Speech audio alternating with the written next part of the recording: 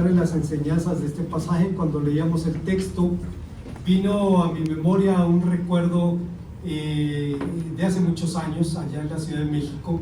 El texto dice que a nadie puede robar al hombre fuerte si primero no lo ata. Y recordé una anécdota de la familia de Esaú Mendoza. Esaú Mendoza es un pianista, yo lo conocí en la Iglesia Bautista Betel en la Ciudad de México, y es, si mal no entiendo, es pariente de Vicente Mendoza, aquel compositor de himnos de principios del siglo pasado. El hecho es que el papá de Esaú era un hombre, no sé si viva todavía, pero era un hombre muy fuerte, de un físico impresionante. No era muy alto, pero tenía unas espaldas impresionantes. Y en alguna ocasión estaba el hermano Mendoza con su esposa y con sus hijas en la casa. No estaban los varones, pues, salvo el papá. Y de pronto llega la mamá de Esaú al cuarto de las hijas y empieza a gritarles y a despertarlas, a decir que se levantaran y que se pusieran a orar porque un hombre se había metido a robar a la casa, y que oraran por el pobre muchacho porque el papá ya se había despertado. Y se levantó el hermano, y cuando fueron a la sala tenía al muchacho levantado en vilo y lo iba a estrellar contra la pared, y entre todas las mujeres de la casa lo convencieron que mejor lo dejara caer al suelo y le salvaron la vida. Era un hombre impresionante, una fuerza increíble, y dice, cuando llegaron estaba a punto de estrellarlo y hubiera posiblemente sido el fin de sus días. Esta historia es una historia interesante, hermanos. Como veremos después, es una historia bastante extendida, algo muy raro en el evangelista San Mateo, pero apunta a un concepto, hermanos, que ha sido motivo de inquietud para los creyentes de todos los tiempos. No cabe duda que una de las advertencias más atemorizantes y a la vez más misteriosas del Señor Jesús fue la que hizo con las palabras: por tanto te digo, todo pecado y blasfemia será perdonado a los hombres, más la blasfemia contra el Espíritu no le será perdonada. A cualquiera que quiera alguna palabra contra el Hijo del Hombre le será perdonado, pero el que hablare contra el Espíritu Santo no será perdonado en este siglo ni en el venidero. Esta advertencia parece cerrar el cielo de forma irremediable al blasfemo, y dado que la blasfemia es uno de los pecados más comunes entre los mortales, la palabra de Dios puede suscitar angustia y desconsuelo a aquel que en algún momento haya sido blasfemo en su vida. Se ha dicho con toda razón que pocos pasajes han sido tan mal interpretados, mal entendidos como este, lo dice John MacArthur. A pesar del temor que las palabras de Dios pueden suscitarnos, sin embargo podemos recordar que en su testimonio personal el apóstol San Pablo decía: doy gracias a Dios al que me fortaleció, a Cristo Jesús que me tuvo por fiel poniéndome en el ministerio, habiendo yo antes sido blasfemo, perseguidor e injuriador, mas fui recibido a misericordia porque lo hice por ignorancia en incredulidad. De modo que es inevitable que esta afirmación nos suscite varias preguntas. ¿Puede un blasfemo ser realmente perdonado? ¿Por qué razón resulta imperdonable la blasfemia contra el Espíritu? ¿En qué consiste concretamente este pecado? ¿Y a qué se debe la severidad de la advertencia del Señor Jesús? Veamos, hermanos, las respuestas que el texto nos ofrece. Antes, hermanos, de pensar en las enseñanzas de este pasaje, debemos decir que el evangelista San Mateo era un maestro de la concisión. Lo que otros evangelistas narran en 10 versículos, Mateo los cuenta en 3 o 4, generalmente se limitaba a los elementos más importantes del relato, pero en este caso en particular tenemos un relato sorprendentemente largo. Capítulo 12, versículos del 22 al 37, lo que nos genera una serie de preguntas, pero a final de cuentas creo yo pueden ser respondidas en dos ideas que plantea el texto. En primer lugar nos habla, o tenemos que hablar de la definición de blasfemia. Es imprescindible entender primeramente en qué consiste la blasfemia en general para entender en qué consiste la blasfemia contra el Espíritu. La palabra blasfemia, en hebreo la palabra giduf, el Nuevo Testamento fue escrito en griego. Pero para entender estos conceptos tenemos que ir al trasfondo judío, porque Cristo era judío, su mundo era judío, el vocabulario que se usa en el Nuevo Testamento es traducción de conceptos bíblicos del Antiguo Testamento. Giduf significa insulto, profanación, define toda forma de todo atentado contra el honor o la fama de una persona, por lo que engloba toda forma de maledicencia, afrenta, injuria o imprecación. En su forma más pura, la blasfemia es un ataque deliberado y directo contra el honor de Dios con la intención de insultarlo. Puesto que la blasfemia estaba condenada explícitamente por la ley de Moisés y era penalizada con la muerte incluso para los extranjeros, Levítico 24 del 11 al 16, queda claro que semejante falta suponía una enorme gravedad. Los judíos, hermanos, siempre han sabido que Dios le dio la ley a Israel, que al resto de la humanidad les dio los mandamientos de Noé, los mandamientos noágidas, 7, no cometer transgresiones sexuales, no cometer crueldades con los animales, promover la justicia y juicio en el lugar de residencia, no idolatrar, no blasfemar el nombre de Dios, etc. Son 7 prohibiciones, son para todos los hombres. Pero si alguien quiere ser judío, a esos 7 mandamientos tiene que sumarle los que le permitan cumplir los 613 preceptos. En ese sentido, ellos sabían que los extranjeros no estaban obligados a observar todas las leyes, pero sabían que había algunas leyes básicas que sí tenían que respetar en el territorio de Israel. No podían quebrantar el día de reposo y no podían blasfemar el nombre de Dios. Era un crimen de lesa majestad, un crimen contra el rey. Y la tradición judía codificó en el Tratado de Sanedrín todo el procedimiento que se debía seguir en los casos de blasfemia. Si usted recuerda, el Señor Jesús fue acusado de blasfemia.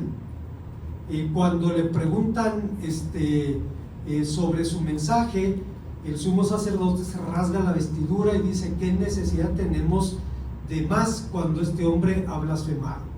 El concepto de pena de muerte era muy desarrollado en el judaísmo. Dado que a los judíos bajo la dominación romana se les quitó, se le llama la jus gladis, la ley de la espada, la pena de muerte, entonces hicieron que la codificación hiciera prácticamente imposible matar a alguien, porque implicaba tener que negociar con la autoridad romana. Fíjense lo que dice la tradición judía: el blasfemo no será culpable en tanto no pronuncie explícitamente el nombre inefable, el nombre de Dios, que como usted sabe era Yahvé. No era Jehová, no era Yahweh, era Yahvé. Y lo siento, en esto las versiones católicas están en lo correcto. Ok, durante el proceso se tratan los testigos dejándoles expresar el nombre divino solo indirectamente. Una vez concluido el juicio, no se sentenciaba a muerte aludiendo directamente al nombre inefable, sino que se desalojaba el tribunal y se interrogaba al testigo principal. Se le decía: di letra por letra lo que viste. Y el hombre tenía que repetir la blasfemia, y entonces el sumo sacerdote se rasgaba las vestiduras, los 2 otros testigos ratificaban el testimonio y se dictaba la sentencia de muerte. Pero no era tan fácil aplicarla tampoco, se aplicaba por lapidación. Había una codificación que establecía que en la puerta del tribunal tenía que haber un hombre a caballo, para que si en el transcurso en el que el acusado va al cadalso se encuentra evidencia en su favor, el hombre pudiera correr para impedir la ejecución. Era muy desarrollada. Es triste que no se haya aplicado en el caso del Señor Jesús. La legislación judía prohibía, por ejemplo, dictar la pena de muerte de noche. ¿Por qué? Porque los jueces estaban cansados y podían dar un fallo precipitado por el cansancio. Era, tienes que reflexionar y a la mañana siguiente se dicta la sentencia. No fue el caso del Señor Jesús. Lo juzgaron y lo condenaron el mismo día, sin ningún pudor. Bueno, una vez dictada la sentencia se aplicaba por lapidación. Pero regresando a nuestro texto, de forma excepcional, Mateo, maestro de la concisión, presenta un relato particularmente extenso en la que la sanidad de un endemoniado, mudo y ciego, se convierte en un motivo de un acalorado debate. El conflicto se suscita cuando, al presenciar la sanidad del hombre, la multitud decía delirante: ¿no será este el hijo de David? Y el conflicto obviamente provocó, la declaración provocó el conflicto y el celo de los líderes religiosos de ese momento, porque había una odiosa implicación mesiánica en esta afirmación. El título Hijo de David era un nombre del Mesías que proviene de la literatura extrabíblica, de los Salmos de Salomón. En el capítulo 17, versículo 21, de los Salmos de Salomón, que son apócrifos, no son inspirados, no son bíblicos, pero los autores del Nuevo Testamento, además de leer la Biblia, leían esos libros. En ese libro, capítulo 17, versículo 21, dice: míralo, Señor, y suscítanos un rey, un hijo de David, en el momento que elijas, oh Dios, para que reine sobre Israel tu siervo. Es verdad que esta fuente no es canónica, no es inspirada, pero Hijo de David tenía innegables raíces bíblicas. En 2 de Samuel capítulo 7, versículos 13 al 16, Amós 9 al 11, hay referencias al Mesías con ese nombre. Era pues inevitable que semejante exaltación suscitara tal respuesta de algunos que, escandalizados, dijeron: este no echa los demonios sino por Belcebú, el príncipe de los demonios. El nombre Belcebú es la castellanización de Baal-Zebub, que significa el señor de las moscas, o Baal-Zebul, el señor del estiércol, implicando una gravísima acusación, la denuncia de que el Señor Jesús era un agente del adversario.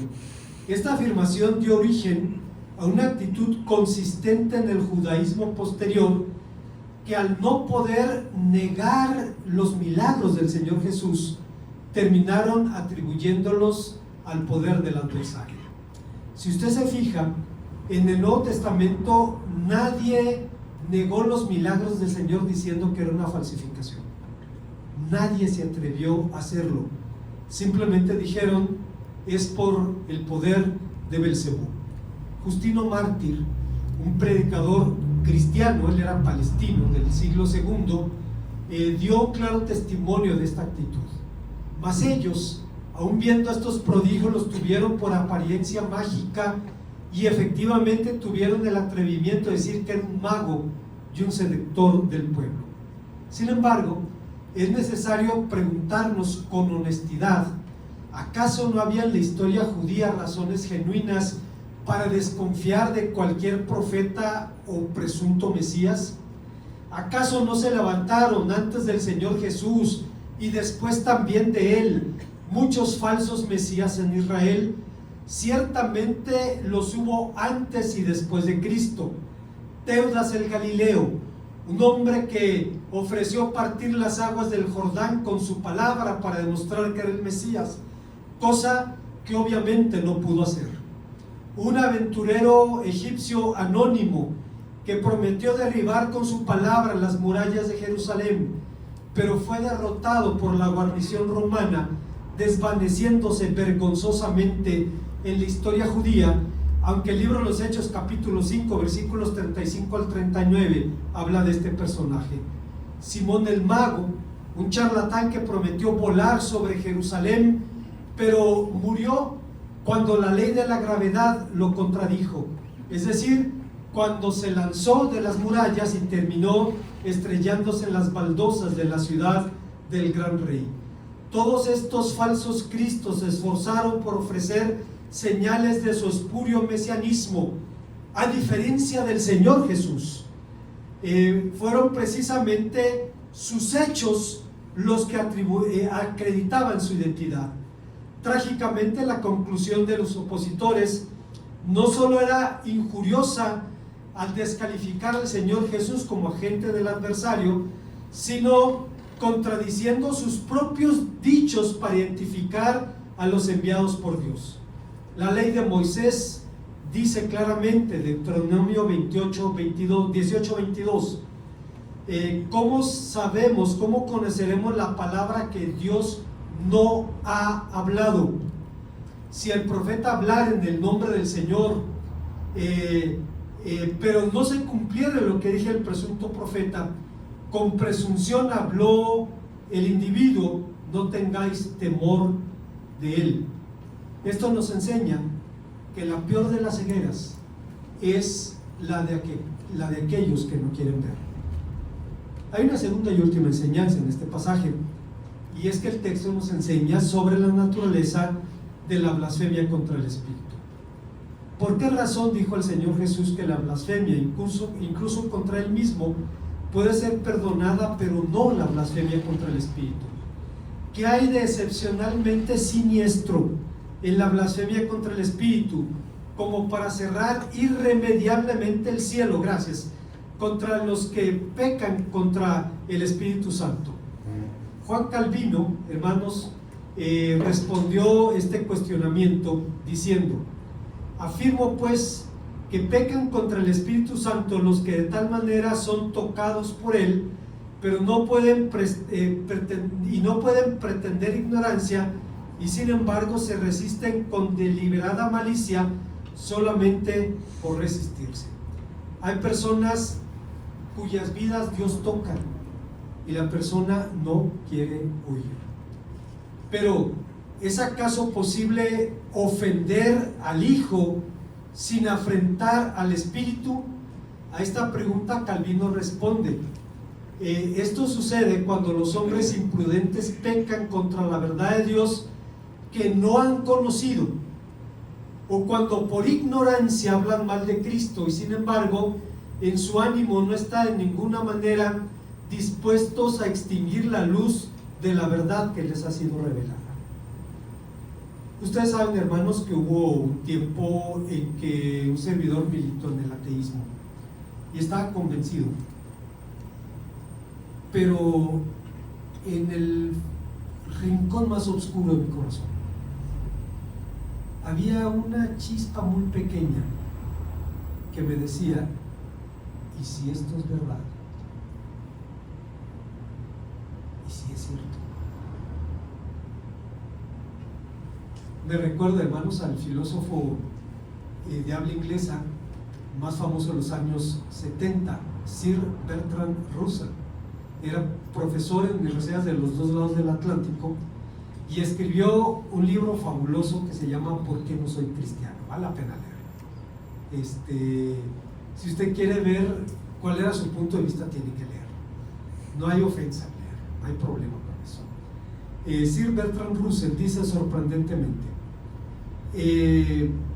yo admiro a Cristo y estaría dispuesto a ir al lado de él más lejos de lo que irían muchos que se llaman cristianos. En base a lo que él dijo, alguien le preguntó después: ¿estaría usted dispuesto a morir por lo que cree? Y Russell dijo: no, porque podría estar equivocado.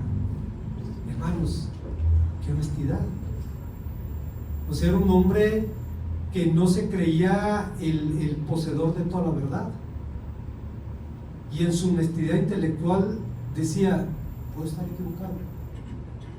Así es que no tengo pena al decir que en algún momento siempre hubo una chispita ahí en el fondo del alma diciendo: ¿y si esto es cierto?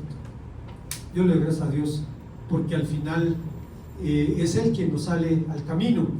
Y Calvino hablaba de las personas que blasfeman contra Dios por ignorancia.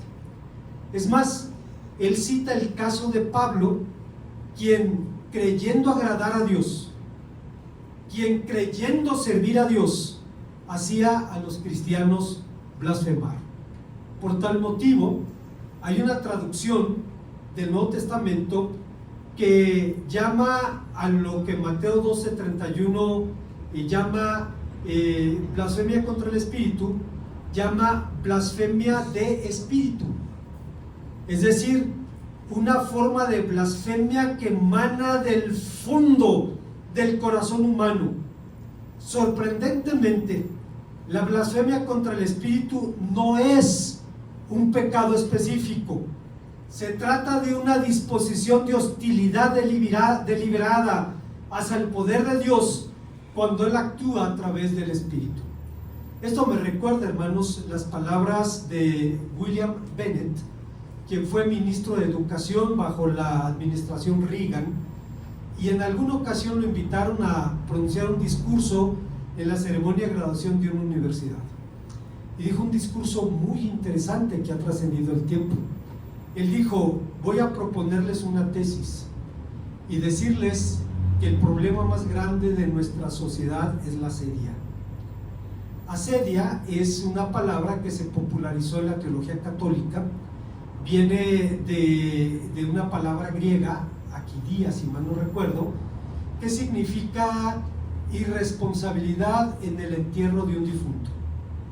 Cuando alguien no cumplía con las honras fúnebres, sino que era decidioso en esa responsabilidad, se acuñó la palabra akidia, asedia, y después pasó para describir la actitud del hombre que tiene fastidio, que tiene indiferencia, que tiene hostilidad contra las cosas de Dios, contra las cosas morales.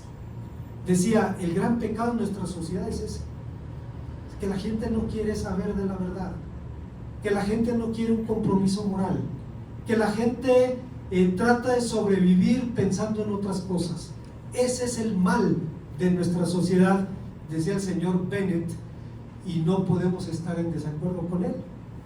Creo que describe en buena medida la actitud de la gente de nuestro tiempo. No es un pecado específico, es una actitud de rebeldía, de indiferencia, es un rechazo a las cosas de Dios. La blasfemia contra el Espíritu es resumida como el derecho propio a perseverar en el mal, el rechazo al perdón y la redención, una obstinación contra Dios llevada hasta el final.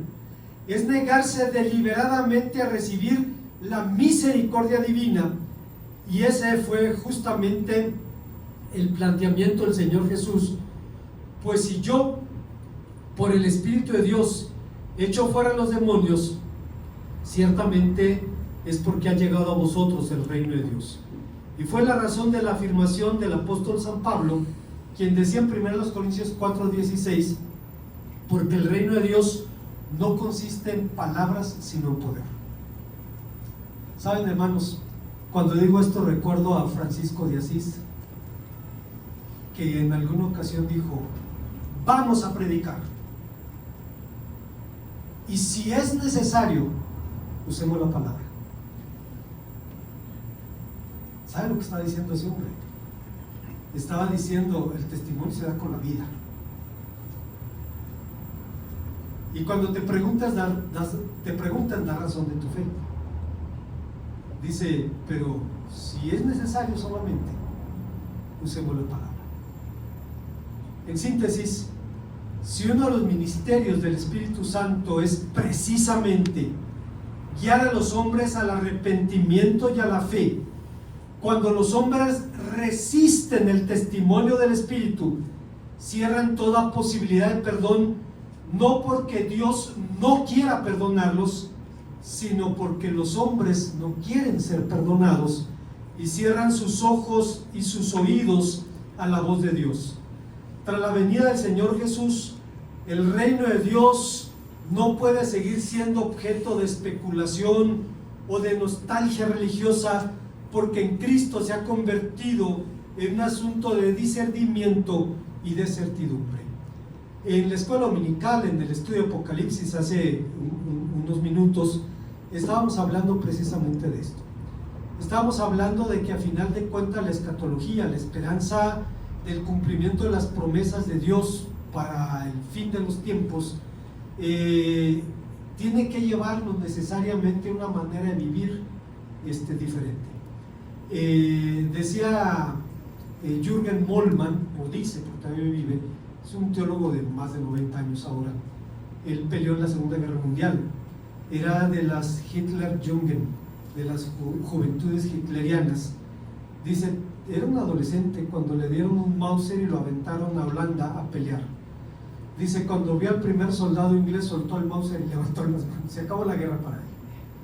Y ahí en el campo de prisioneros conoció a Cristo. Y Moltmann dice, la escatología no debe ser el último capítulo, el último porción de los libros de teología. La escatología es un criterio para vivir el presente. Las promesas de Dios, la inminencia de su juicio, su llamado constante, son criterios que nos permiten valorar nuestra manera de vivir, si vivimos a la altura de la vocación a la que Dios nos ha llamado. Como conclusión, en la tradición judeocristiana, la blasfemia ha sido considerada uno de los pecados más graves, por ser un crimen de lesa majestad, es decir, un crimen contra el rey, contra el más excelso, el más augusto de todos los seres. Sin embargo, la blasfemia contra el Espíritu supone una falta aún mayor, porque cierra irremediablemente toda posibilidad de perdón al hombre. No se trata de un pecado específico, sino de una deliberada resistencia a su voz, lo que imposibilita el perdón divino, pues Dios condiciona la salvación justamente al arrepentimiento y a la fe. Cuando San Pablo habla de su ministerio, allá en el libro de los Hechos, dice, testificando a judíos y a gentiles acerca del arrepentimiento para con Dios y de la fe en nuestro Señor Jesucristo. Bueno, si una de las tareas del Espíritu Santo es guiar a los hombres al arrepentimiento, cuando estos resisten su testimonio, es imposible que sean perdonados, no porque Dios no quiera, sino porque el hombre no quiere, no lo permite y cierra de esa manera su corazón. Obviamente este tema nos lleva a varias preguntas. ¿Puede un cristiano blasfemar contra el Espíritu Santo? La respuesta es no, porque ¿cómo un cristiano verdadero puede recibir a Cristo, someterse a su señorío y negarlo después? Si lo hace, nunca creyó. Creyó que creyó. Se arrepintió de haberse arrepentido, pero no era un verdadero cristiano. El abandono de la fe por algunos es la simple evidencia de que esa fe nunca existió. No obstante, si bien es cierto que un cristiano no puede blasfemar contra el Espíritu, sí puede blasfemar contra Dios de varias maneras con su conducta. El Señor Jesucristo dijo, mas yo os digo que toda palabra ociosa que hablan los hombres darán cuentas en el día de juicio, porque por nuestras palabras seremos justificados o condenados. La blasfemia contra Dios no se limita a la profesión de palabras injuriosas en su contra. Se extiende a la negación de Cristo con la vida y con los hechos, Judas 8:10, a la práctica de cualquier forma de idolatría, Nehemías 9:18 y 26, al seguimiento de falsas doctrinas, 1 Timoteo 1:20, a la afrenta a los pobres. El interés por los pobres no es un asunto de la izquierda, es un tema bíblico. Esta es la palabra de Dios. Santiago 2, del 6 al 7, al alarde de una fe no practicada, Romanos 4:24. Todo esto, conductas constituyen blasfemia contra Dios, porque obstaculizan el testimonio cristiano y la venida de los perdidos al Evangelio. Oswald Chambers, un hombre que fue capitán del ejército británico y capellán también hace 100 años, él estaba con las fuerzas británicas en Egipto, dijo en alguna ocasión, ¿alguna vez te has dado cuenta que espiritualmente eres responsable por otras personas? Por ejemplo, si en mi vida privada me desvío de Dios en cualquier forma, todos los que me rodean sufren si un miembro padece, dice San Pablo en 1 Corintios 12, todos los demás miembros padecen con él. Si permites que el egoísmo, el materialismo, la negligencia, la pereza mental, la insensibilidad moral, la debilidad espiritual aparezcan en tu vida, todos los de tu círculo van a sufrir.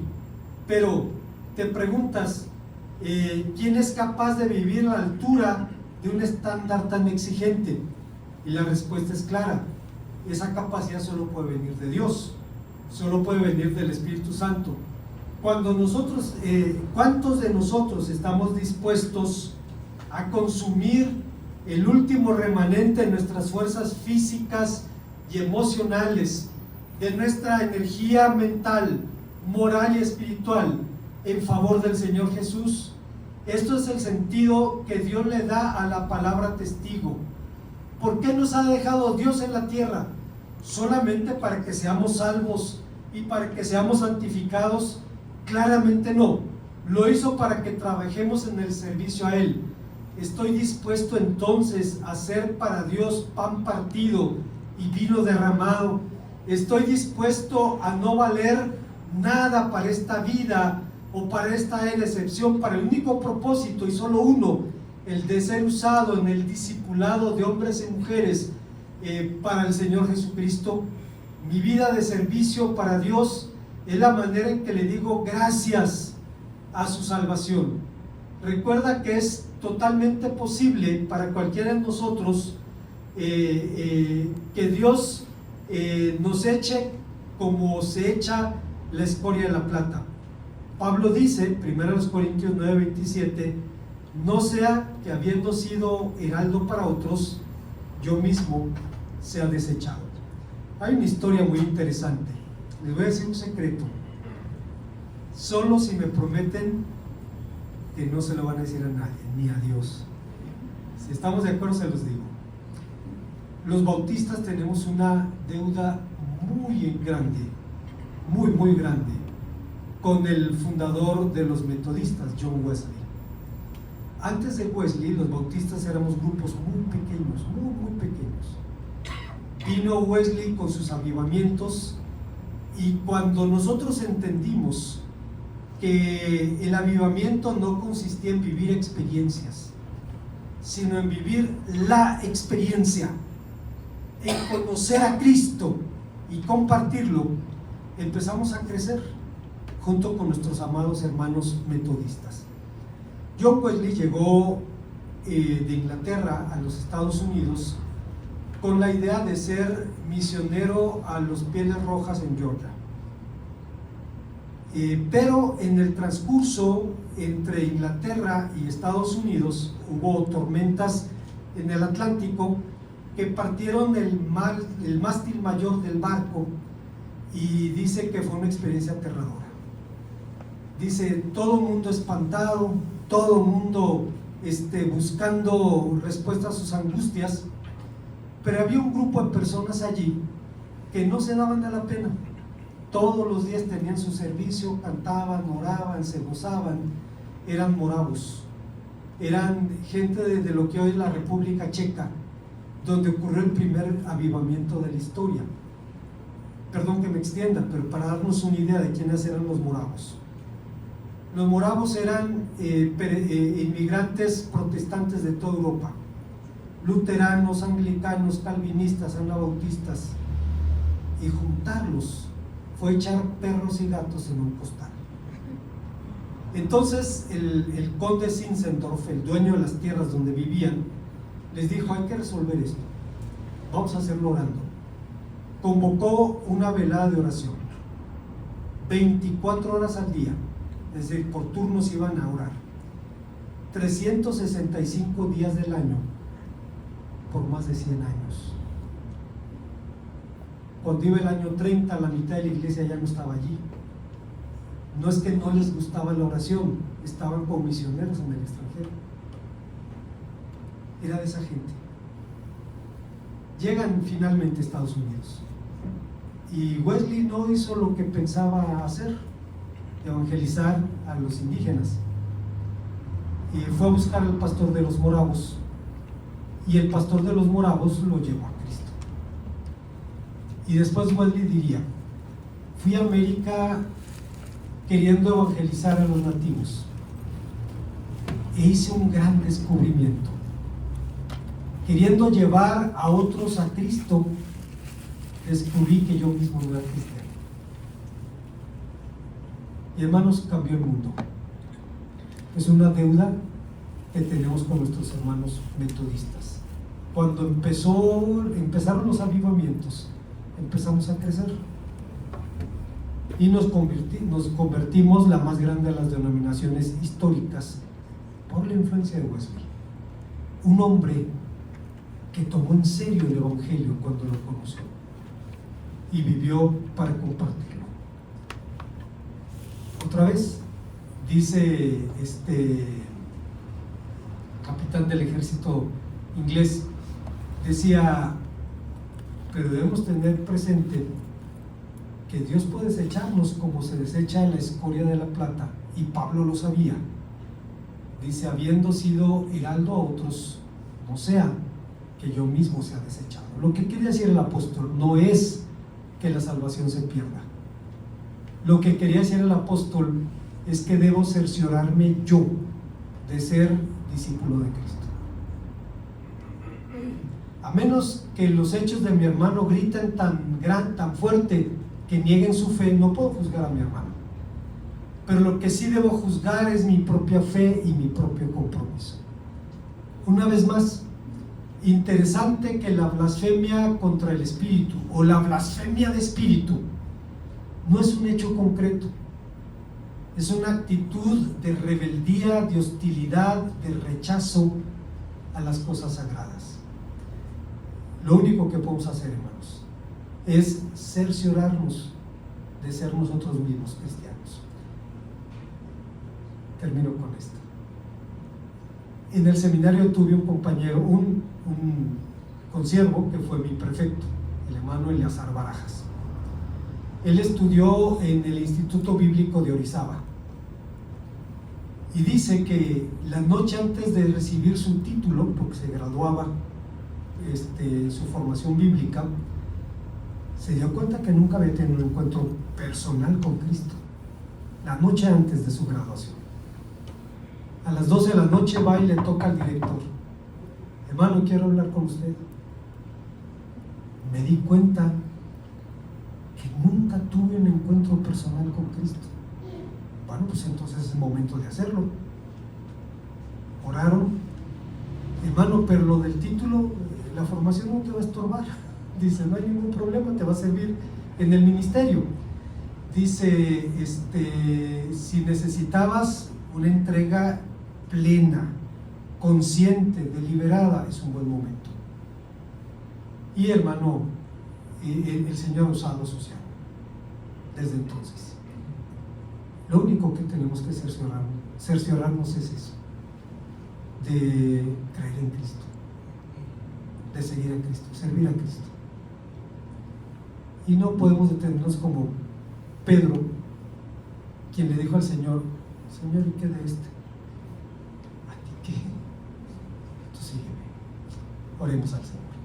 Gracias, Padre, por tu palabra, porque nos permites poner nuestro corazón en la necesidad de reconocer a tu Hijo amado como nuestro Señor y Salvador, y a ti, Señor, como nuestra esperanza gloriosa. Te bendecimos por esto, en Cristo Jesús. Amén.